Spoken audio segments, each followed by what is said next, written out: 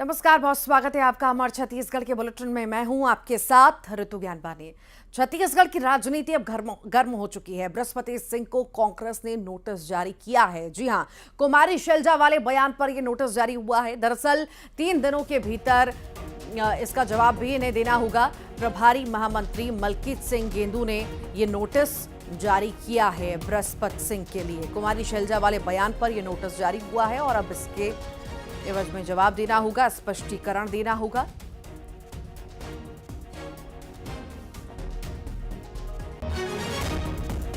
अंतर्कलह लगातार बढ़ती जा रही है और बयानबाजी लगातार चल रही है। तीखी प्रतिक्रिया, तीखी टिप्पणियां करना अब नेताओं की आदत सी हो गई है और इसी बीच बृहस्पति सिंह ने तीखी प्रतिक्रिया दी थी, तीखा बयान दिया था कुमारी शैलजा के लिए और टीएस सिंहदेव के लिए। उसके बाद ये नोटिस जारी हुआ है। हालांकि कहा जा रहा है जो बातें कही गई, जो बयान दिया गया कुमारी शैलजा को लेकर के, उस पर स्पष्टीकरण हाईकमान ने मांगा है। इधर विधानसभा चुनाव में हार पर कांग्रेस में हाहाकार मचा हुआ है। अब पूर्व विधायक विनय जायसवाल ने बड़ा आरोप लगाया। उन्होंने आरोप लगाया कि टिकट के बदले उनसे पैसे मांगे गए। उन्होंने पूर्व डिप्टी सीएम टीएस सिंहदेव पर भी गंभीर आरोप लगाए। तो पार्टी फंड के नाम पर 7 लाख रुपए मांगे गए, ये आरोप लग रहे हैं। टिकट के बदले रुपए मांगे गए, ये आरोप, गंभीर आरोप लगा रहे हैं चंदन यादव पर।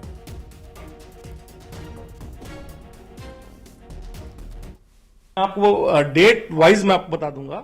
ये जो कांग्रेस के जो प्रभारी सचिव थे, उनकी भी जो कार्यप्रणाली थी संदिग्ध थी। बहुत ज्यादा आपको मैं नहीं बोलूंगा, पार्टी के फोरम में अपनी बात को रखूंगा कि किस तरह से इन लोगों ने विधायकों को बहुत सारी चीजें हैं जो उनके साथ हुई है। पार्टी फोरम में जब ये बात रखने की बात आएगी तो प्रभारी सचिव कौन? प्रभारी सचिव जो दोनों प्रभारी थे, चंदन यादव और उल्का। हाँ, उल्का। मैं बताऊंगा कि किस तरह से इन लोगों ने पैसे की डिमांड की, पैसे लिए, ये सारी बातों को मैं बताऊंगा। विधायकों से पैसे लिए पार्टी फोरम में इस बात को मैं जरूर इस बात जब खुल के आ रही है तो आप कह ही दीजिए कि आपका आरोप है कि उन्होंने खुल के विधायकों से, जो प्रत्याशी है, उनसे मांग की। चंदन यादव की मैं बात कर रहा हूं कि 7 लाख रुपए मुझसे लिया। आप गंभीर आरोप लगा रहे हैं? गंभीर आरोप लगा रहा हूं। आपके बेबीलोन इंटरनेशनल में उसने पैसा लिया, जाके उसको वीडियो फुटेज जाके निकाल के देखें और किस उसमें जाके दिए हैं, और जो सर्किट हाउस है वहां पर उन्होंने उससे पैसा लिया। तो इस तरीके से किस लिए? टिकट दूंगा, टिकट दूंगा, टिकट में आपकी पैरवी करूंगा, ये तो चला।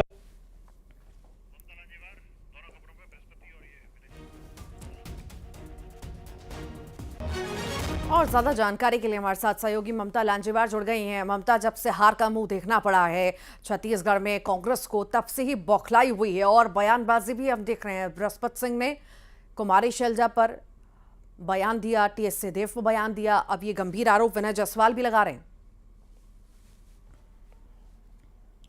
बिल्कुल, देखिए, कांग्रेस के भीतर हार के बाद में एक के बाद एक बम फूट रहे हैं, ये कहा जा सकता है। सबसे पहले अमरजीत भगत जो है, उन्होंने बयान दिया। उन्होंने कहा कि सबके सब जो है वो अपनी चला रहे थे और यही वजह है कि पार्टी को हार का सामना करना पड़ा। दूसरी तरफ अगर हम बात करें तो उन्होंने कहा कि दूसरी तरफ अगर बात करें तो बृहस्पति सिंह जो है, उन्होंने कल बयान दिया था। उन्होंने कुमारी शैलजा पर गंभीर आरोप लगाया और इसके साथ ही अगर हम बात करें तो इसके साथ ही टीएस सिंहदेव पर गंभीर आरोप लगाए। और उसके बाद में विनय जायसवाल जो है, उन्होंने अब चंदन यादव पर, जो प्रभारी सचिव है, न केवल चंदन यादव बल्कि दूसरे जो सप्तगिरी शंकर उलाका है, उन पर आरोप लगाया, टीएस सिंहदेव को लेकर आरोप लगाया।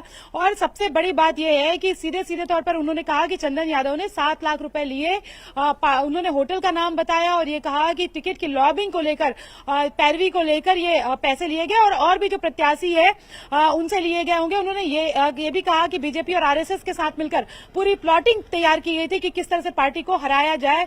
और इस पर उन्होंने सीधे टीएस सिंहदेव पर आरोप लगाए हैं और चंदन यादव पर आरोप लगाए हैं। हालांकि कुमारी शैलजा पर कुछ भी कहने से उन्होंने जो है वो इनकार किया। जाए हाँ, वाकई देखिए, पर यहाँ पर सख्ती के मूड में भी अब कांग्रेस नजर आ रही है। हालाकमान सख्ती के मूड में नजर आ रहा है और स्पष्टीकरण भी मांगा गया है बृहस्पति सिंह से। बिल्कुल, देखिए, बृहस्पति सिंह को नोटिस जारी किया गया है और मलकीत सिंह गेंदू जो प्रभारी महामंत्री हैं, उन्होंने नोटिस जारी किया है और 3 दिनों के भीतर जवाब देने के लिए कहा है। और ये कहा है कि जो आपने पार्टी फोरम के खिलाफ जो बयान दिए हैं, खासतौर पर कुमारी शैलजा को लेकर जो बयान दिए हैं, उसको लेकर स्पष्टीकरण दिया जाए और 3 दिनों के भीतर जवाब मांगा है। हालांकि इसके पहले भी अगर हम बात करें तो टीएस सिंहदेव के खिलाफ जब बृहस्पति सिंह ने बयान दिए थे तो उन्हें नोटिस जारी किया था और बृहस्पति सिंह को इसके पहले भी पार्टी की तरफ से नोटिस मिल चुका है उनके बयानों को लेकर। अब देखना यह है कि इस नोटिस के जवाब में उनका क्या जवाब होता है। जी ठीक, बहुत बहुत शुक्रिया ममता जानकारी को साझा करने के लिए। तो टीएस सिंहदेव पर भी गंभीर आरोप लगाया। आपको बता दें कई सारी बात कही गई, टिकट की बात कही गई। रमेश सिंह, जतिन जायसवाल हैं दरबारी, बीजेपी और आरएसएस से मिलकर षड्यंत्र रचा, ये आरोप लगाए गए। फर्जी सर्वे रिपोर्ट का भी सहारा लिया गया। ये बृहस्पति सिंह कई सारे गंभीर आरोप लगाते हुए नजर आए। हालांकि सख्ती पूरी तरह से दिखा दी गई है कांग्रेस की तरफ से और स्पष्टीकरण भी मांगा गया है। और अब राज्य को जल्द ही नया मुख्यमंत्री मिलने की संभावना है। कल सीएम के नाम का ऐलान हो सकता है। कल ही बीजेपी विधायक दल की बैठक भी होनी है। आज पर्यवेक्षकों के भी रायपुर पहुंचने की संभावना है। केंद्र के पर्यवेक्षक अर्जुन मुंडा ने कहा कि विधायकों से बात करने के बाद मुख्यमंत्री के नाम की घोषणा होगी। तो विधायक दल की बैठक कल होने जा रही है। बहुत ही महत्वपूर्ण दिन कल का, क्योंकि कल विधायकों के साथ मंथन होगा और मन टटोलने की कोशिश, हम कह सकते हैं इसे, मन टटोलने की कोशिश जो है पर्यवेक्षक करेंगे जो नियुक्त किए गए हैं तीनों राज्यों में अलग अलग। वहां पर अब मन टटोलने की कोशिश और जल्द सीएम मिलने वाला है छत्तीसगढ़ को। बहुत जल्दी आ जाएगा, बताएंगे। छत्तीसगढ़ अभी छत्तीसगढ़ का जब प्रवास होगा उस समय इन सारे विषयों पर चर्चा होने के बाद में दल फैसला करता है, विधायक दल फैसला करता है। अभी जाएंगे आजकल में। पार्टी ने 3 पर्यवेक्षक इस बैठक के लिए नियुक्त किए हैं। केंद्रीय मंत्री आदरणीय अर्जुन मुंडा जी, केंद्रीय मंत्री आदरणीय सर्बानंद सोनोवाल जी, पार्टी के राष्ट्रीय महासचिव आदरणीय दुष्यंत कुमार गौतम जी, ये विधायकों की बैठक लेंगे। हमारे प्रभारी आदरणीय ओम माथुर जी, सह प्रभारी डॉक्टर मनसुख मांडविया जी और नितिन नवीन जी भी इस बैठक में रहने वाले हैं। तो कल पार्टी के कल विधायक दल की बैठक होगी और उसके बाद सीएम के चेहरे पर मुहर लग जाएगी। पर्यवेक्षक आज पहुंच सकते हैं छत्तीसगढ़ और उसके बाद कल बैठक होने की संभावना है और बैठक के बाद फैसला ले लिया जाएगा कि आखिर किसके चेहरे पर मुहर लगानी है, किसे सीएम बनाना है, आदिवासी चेहरा, ओबीसी चेहरा या महिला को मैदान में उतारना है। सभी पहलुओं पर फिलहाल चर्चाएं चल रही हैं। ज्यादा जानकारी के लिए हमारे साथ सहयोगी आकाश शुक्ला जुड़ गए हैं रायपुर से। आकाश, आज पर्यवेक्षक पहुंच जाएंगे रायपुर और कल विधायक दल की बैठक, ये माने बस बैठक के बाद तय हो जाएगा, मुहर लग जाएगी नाम पर और बहुत जल्द छत्तीसगढ़ को सीएम मिल जाएगा। जी बिल्कुल, देखिए सीएम को लेकर जो चर्चा चल रही थी वो कल सीएम के चेहरे से अब पर्दा लगभग उठ जाएगा। जो विधायक दल की बैठक होनी है वो कल होगी। इसके लिए पर्यवेक्षक जो है आज शाम तक के संभवतः पहुंच जाएंगे। तीनों पर्यवेक्षक बताया जा रहा है कि विशेष विमान से यहाँ पहुंचेंगे। इसके बाद संगठन की चर्चा करेंगे, यहाँ पर बैठक लेंगे। उसके बाद कल विधायक दल की जो है बैठक रखी गई है। इसके लिए जो भाजपा कार्यालय से है सभी विधायकों को सूचित कर दिया गया है, उन्हें बुलाया गया है।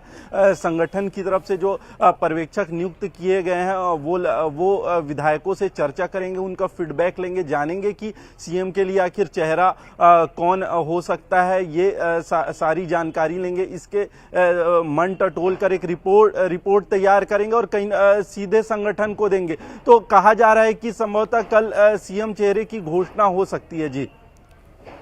जी, कल सीएम चेहरे की घोषणा हो सकती है, क्योंकि इंतजार भी किया जा रहा है। कई दिन बीत चुके हैं परिणाम आने को और अब इंतजार जिस तरह से हो रहा है ये भी महत्वपूर्ण हो जाएगा।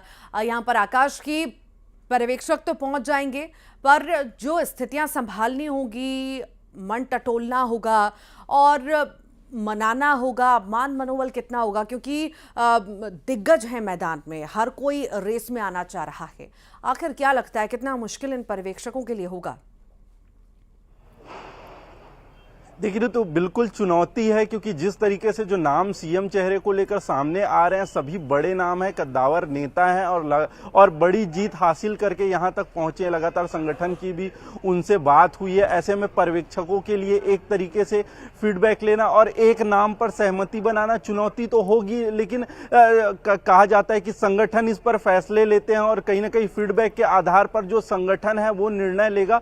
और एक बीजेपी अनुशासित पार्टी है तो एक जो नाम पर सहमति बनती है सभी मानते हैं। जैसे पिछले भी आप जो सरकार बनी है 3 साल का सरकार कार्यकाल ले लीजिए बीजेपी का, तो एक सर्वसम्मति से मंत्रिमंडल का फैसला हो, सीएम का फैसला हो, वो होता रहा है।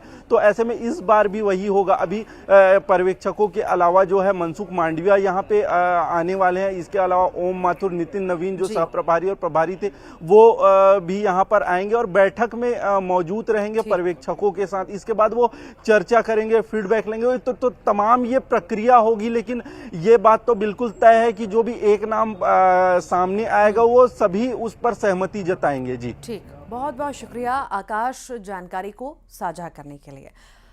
कांग्रेस हार की समीक्षा कर रही है। छत्तीसगढ़ कांग्रेस अध्यक्ष दीपक बैज ने कहा कि समीक्षा बैठक में सभी नेताओं ने अपनी अपनी बात रखी। हमारी कोशिश थी कि सभी अपनी बात रखें और हार के सभी पहलुओं पर बात करें।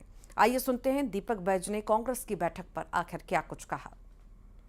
दीपक बैज मेरे साथ हैं। सर, कल आपकी 2.5 घंटे के करीब कांग्रेस अध्यक्ष मल्लिकार्जुन खड़गे, राहुल गांधी के साथ समीक्षा बैठक हुई। आपने हार के कारण बताए। चुनाव से जस्ट 3 महीने पहले दायित्व मिला।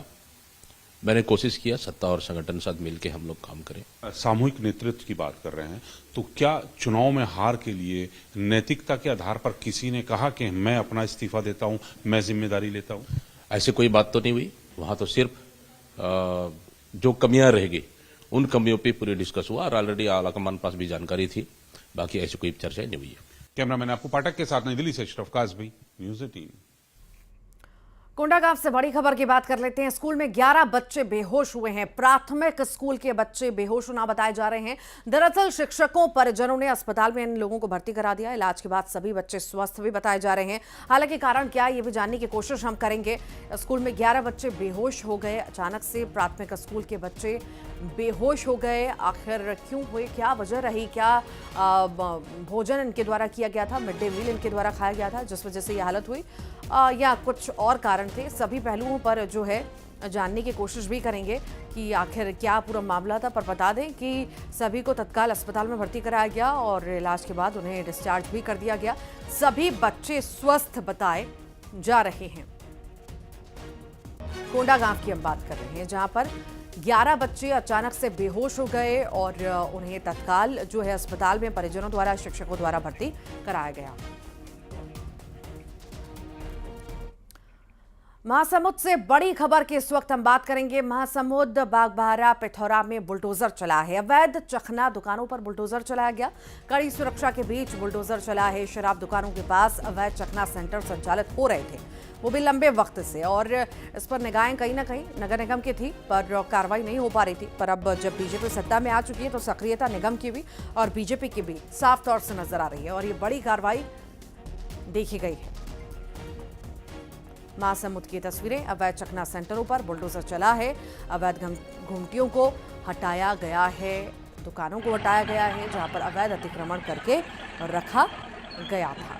बुलडोजर चला है, बड़ी कार्रवाई हुई है और आगे भी इसी तरह की कार्रवाई जारी रहेगी।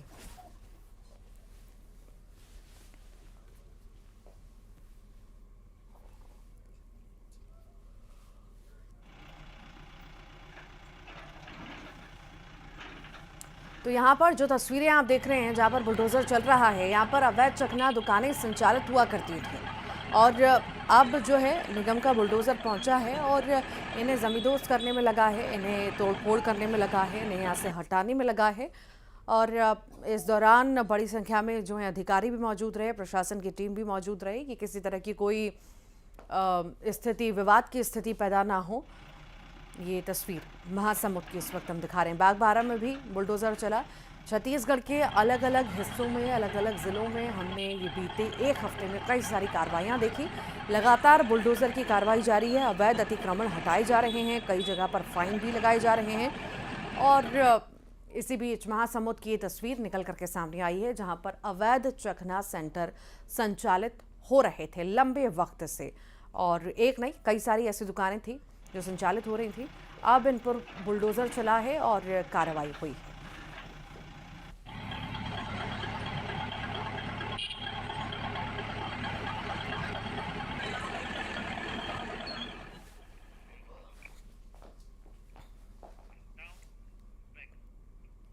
विधानसभा चुनाव में हार पर कांग्रेस में हाहाकार मचा है, तो वहीं बीजेपी भी कांग्रेस पर हमला करने से नहीं चूक रही।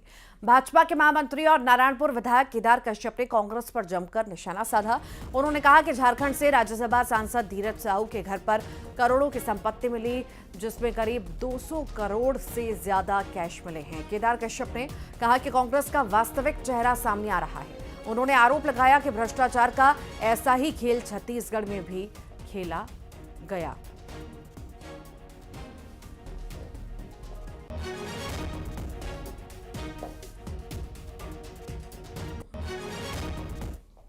दिसंबर दिन बुधवार को कांग्रेस के एक और नेता का चेहरा उजागर हुआ है। राज्यसभा के सांसद श्री धीरज साहू, जिसके निवास पर विपराध संपत्ति पाई गई है और जो अभी तक जो उसमें रकम मिली है वो लगभग 200 करोड़ की तो जब्ती हो गई है। वहां पर मशीन जो लगाई गई थी वो मशीन भी खराब हो गई, इतनी रकम वहां पर पाई गई। और जो धीरज साहू हैं, जो कांग्रेस के राज्यसभा के सांसद हैं और 3 बार के सांसद हैं, झारखंड से रहने वाले हैं और उनके झारखंड, ओडिशा और पश्चिम बंगाल अलग अलग ठिकानों पर 40 सदस्यीय टीम के माध्यम से ये छापा किया। नारायणपुर से बड़ी खबर है, बीजेपी नेता कोमल मांझी की हत्या हुई है। नक्सलियों ने बीजेपी नेता की हत्या कर दी। दरअसल पूजा करने गई हुई थी कोमल मांझी, गए हुए थे। धारदार हथियार से वारदात को अंजाम दिया गया। पहले भी नक्सलियों के टारगेट में कोमल मांझी रहे हैं। हत्या के बाद नक्सलियों ने पर्चे भी फेंके हैं। छोटे डोंगर थाना क्षेत्र का ये पूरा मामला है। फिलहाल एएसपी हेमसागर सिद्धार्थ ने इसकी पुष्टि कर दी है और आगे की जांच पड़ताल जारी है।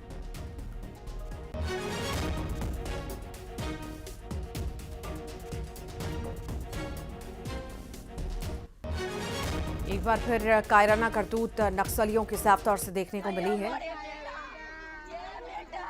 बीजेपी नेता कोमल की हत्या नक्सलियों ने कर दी है, उसके बाद पर्चे भी फेंके हैं। पहले भी नक्सलियों के निशाने पर कोमल रह चुके हैं और अब जो है मौत के घाट उतार दिया गया कोमल को। बीजेपी नेता हैं, हत्या कर दी गई उनकी। एसपी ने इसकी पुष्टि भी कर दी है।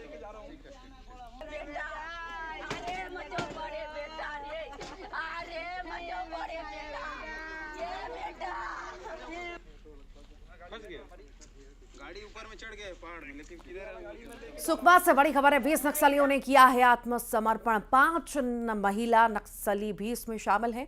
जगरगुंडा इलाके में सक्रिय थे ये सभी। पुनर्वास नीति से प्रभावित होकर आत्मसमर्पण किया है। जिला बल सीआरपीएफ का विशेष सहयोग रहा।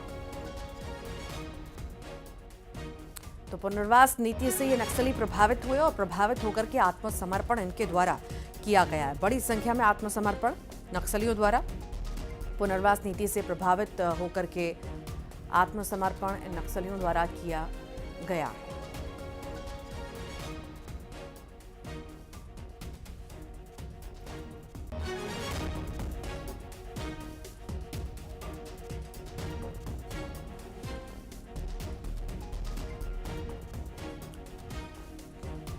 पांच महिला नक्सली जो हैं उन्होंने आत्मसमर्पण किया है, साथ ही साथ और पुरुष नक्सली भी हैं जिन्होंने भी आत्मसमर्पण किया है। पुनर्वास नीति से प्रभावित होकर के इन सभी ने आत्मसमर्पण किया है।